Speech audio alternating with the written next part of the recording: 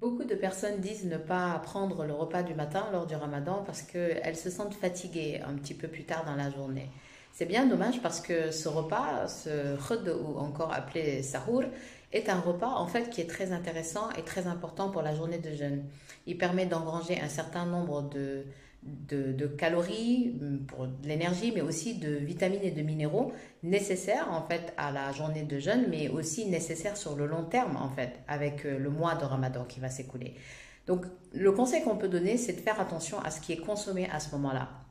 C'est peut-être des personnes qui consomment trop de glucides rapides ou simples, qui vont élever leur glycémie de manière rapide et ce qui va leur créer ce qu'on appelle une hypoglycémie réactionnelle. Ils vont avoir un coup de barre, ils vont pas se sentir bien. Ou alors c'est des aliments peut-être trop lourds qui vont leur pomper toute leur énergie au moment de la digestion.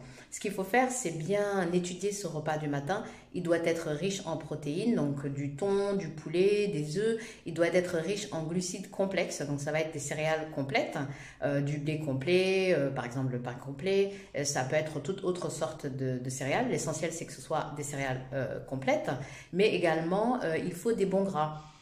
Donc du gras qui vient de l'avocat ou bien d'oléagineux par exemple pourrait faire l'affaire. Une bonne hydratation, environ un demi-litre d'eau à peu près, et ensuite un fruit qui va compléter la chose. Le truc qui marche super bien pour moi en tout cas, ce sont les energy balls qui sont un concentré en fait de nutriments, et c'est un mélange de fruits secs, de dattes et d'oléagineux, des amandes, des noix, des noisettes, etc.